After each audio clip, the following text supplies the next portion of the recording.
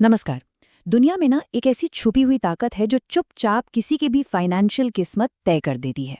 कमाल की बात यह है कि अगर कोई इसे समझ ले तो ये ताकत उसके लिए काम करती है, और अगर इसे नजरअंदाज कर दिया तो यही ताकत उसके खिलाफ भी जा सकती है। चलिए आज इसी ताकत को जरा करीब से समझते हैं। ये एक बहुत बड़ा दावा है कि नहीं? सोचिए, एल्बर्ट आइंस्टाइन जैसा जीनियस एक फाइनेंशियल कॉन्सेप्ट को दुनिया का 8वां अजूबा कह रहा है। इस एक लाइन में ना एक बहुत गहरा राज छुपा है, एक ऐसी कहानी जो निवेश की भी है और कर्ज की भी। तो सवाल यही उठता है कि इस कॉन्सेप्ट में ऐसा क्या खास है? आइंस्टाइन ने इसे इतना बड़ा खिताब, मतलब अजूबा, आखिर कहा तो क्यों कहा? चलिए इसी राज से पर्दा उठाते हैं। देखिए, कंपाउंडिंग को समझने के लिए ना सबसे पहले सोचने का तरीका बदलना पड़ता है। ज्यादातर लोग लीनियर ग्रोथ, मतलब सीधी बढ़त के बारे में सोचते हैं कि बस जोड़ते जाओ, लेकिन कंपाउंडिंग है एक्सपोनेंशियल ग्रोथ। यहाँ पैसा सिर्फ बढ़ता नहीं है, बल्कि पैसा खुद अपने लिए पैसा कमाना शुरू कर देता है। ये कोई सीधी लाइन नहीं है, बल्कि एक ऐसा कर्व है जो वक्त के साथ तेजी से ऊपर भागता है। इसे समझने का सबसे आसान तरीका है स्नोबॉल इफेक्ट।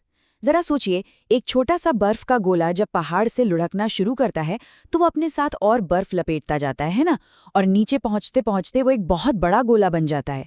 निवेश किया हुआ पैसा भी, आप समझिए, बिल्कुल ठीक इसी तरह काम करता है। तो फिर इसकी सीधी साधी परिभाषा क्या हुई? चक्रवृद्धि ब्याज का मतलब है कि मुनाफा सिर्फ अपनी मूल रकम पर नहीं मिलता, बल्कि जो मुनाफा पहले ही कमाया जा चुका है उस पर भी मिलता है। एकदम आसान भाषा में कहें तो ये है मुनाफे के ऊपर मुनाफा। अब इस जादू को हकीकत में बदलने के लिए ना कोई मुश्किल फॉर्मूला नहीं चाहिए। इसके लिए सिर्फ दो बहुत ही सीधी सरल चीजों की जरूरत पड़ती है, और वो है समय और दूसरा है निरंतरता। चलिए अब समय की ताकत का अंदाजा लगाते हैं। मान लीजिए सिर्फ एक बार 1 लाख रुपए का निवेश किया गया 10% के रेट पर। 10 साल में ये रकम 2.5 लाख से भी ज्यादा हो जाती है। 20 साल में ये करीब करीब 7 लाख बन जाती है, और 30 साल में 17 लाख से भी ज्यादा। और याद रखिए, ये सब हुआ है बिना एक भी नया पैसा डाले। यही तो है समय की असली ताकत। और अब बात करते हैं निरंतरता की, यानी कंसिस्टेंसी की। अगर कोई हर महीने सिर्फ 2,000 रुपए का निवेश करे तो 40 सालों में उसकी जेब से कुल जमा होते हैं 9,60,000 रुपए।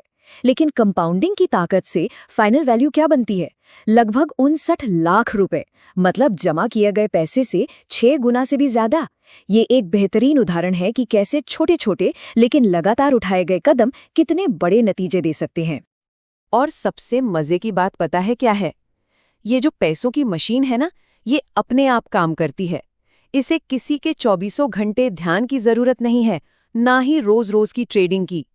ये उन लोगों को इनाम देती है जो सब्र रखते हैं, ना कि उन्हें जो हर पल मार्केट को घूरते रहते हैं। लेकिन कहानी में एक ट्विस्ट है। ये जबरदस्त ताकत सिर्फ किसी के हक में ही काम नहीं करती। अगर इसे ठीक से ना समझा जाए तो ये एक दो-धारी तलवार बन जाती है, जो किसी के खिलाफ भी उतनी ही तेजी से काम कर सकती है। और यहीं पर आइंस्टाइन की कही बात का दूसरा हिस्सा सच साबित होता है। जब बात निवेश की हो तो कंपाउंडिंग पैसा बढ़ाकर फाइनेंशियल आज़ादी की तरफ ले जाती है, लेकिन जब बात क्रेडिट कार्ड या लोन जैसे कर्ज की हो तो यही कंपाउंडिंग कर्ज को इतनी तेजी से बढ़ाती है कि इंसान एक वित्तीय जाल में फंस जाता है तो ये एक ही ताकत, लेकिन नतीजा इस बात पर टिका है कि कोई खुद किस तरफ खड़ा है। तो इस कॉन्सेप्ट को समझना सिर्फ हिसाब किताब समझना नहीं है, ये असल में अपने भविष्य को कंट्रोल करने की ताकत हासिल करना है।